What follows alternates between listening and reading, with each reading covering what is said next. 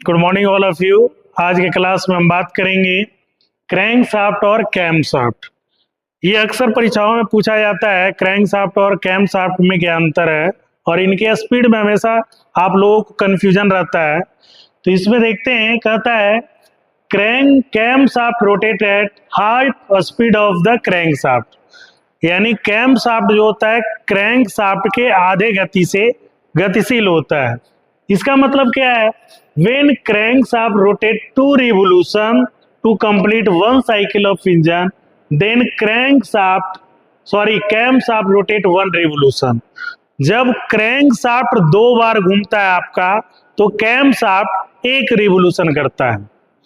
Camshaft 1 बार revolution किया, इसका मतलब आपका जो भाल्व होता है एक एक बार दोनों खुल चुका होता है, यानी कैमशाफ्ट आपका 360 डिग्री रोटेट करता है और क्रैंकशाफ्ट 720 डिग्री रोटेट करता है। यानी क्रैंकशाफ्ट 2 रिवोल्यूशन करेगा तो कैमशाफ्ट हमारा 1 रिवोल्यूशन करेगा। अब इसमें देखते हैं क्रैंकशाफ्ट आईसी इंजन का एक इम्पोर्टेंट पार्ट होता है, जहां पर हमें पावर की प्राप्ति होती है, और ये पावर कहां से मिलता है? कनेक्टिंग रड से मिलता है। कनेक्टिंग रड को किससे मिलता है? पिस्टन से मिलता है। कनेक्टिंग रड से क्रैंकशाफ्ट और पावर प्राप्ति होती है, और इस पावर को क्लच के द्वारा व्हील तक पहुंचाने का काम क्रैंकशाफ्ट करता है।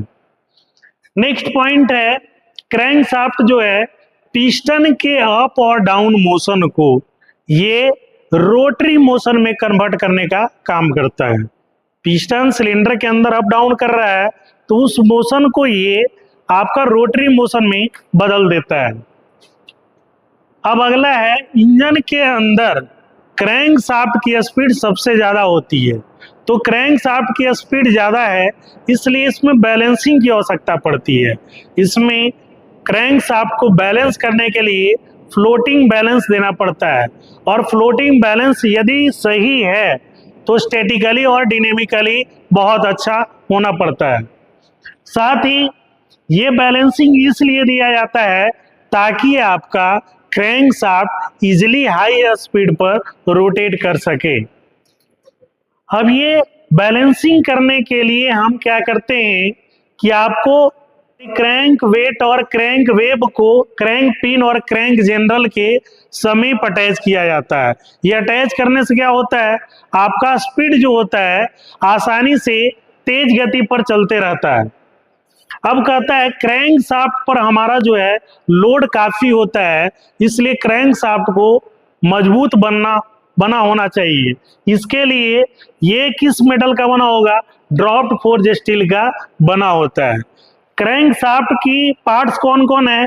क्रैंक पिन है, क्रैंक वेब है, बियरिंग जनरल है, आपका और क्या बोलते हैं, वायल पोर्स है, काउंटर वेट्स है, ये सारे इसके पार्ट्स है। अब देखते हैं कैमशाफ्ट जो होता है ये भी इंपॉर्टेंट पार्ट है, जो भाल्व को ऑपरेट करने का काम करता है।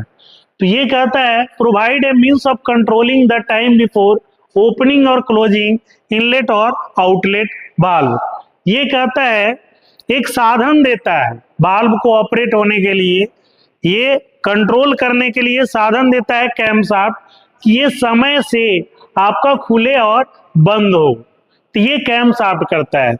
Cam are fitted on it, यानी कैम्स लॉब और कैम जो होते हैं कैमशाफ्ट के ऊपर फिट होते हैं, जिसमें एंगुलर पोजीशन दिया जाता है ताकि ये वाल्व आसानी से ऑपरेट हो, और ये किसके सापेक्ष?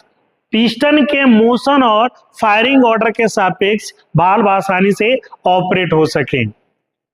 नेक्स्ट है, कैमशाफ्ट के मिडिल में एक स्क्यू गियर होता है जो हमारा ऑयल पंप और डिस्ट्रीब्यूटर को चलाता है।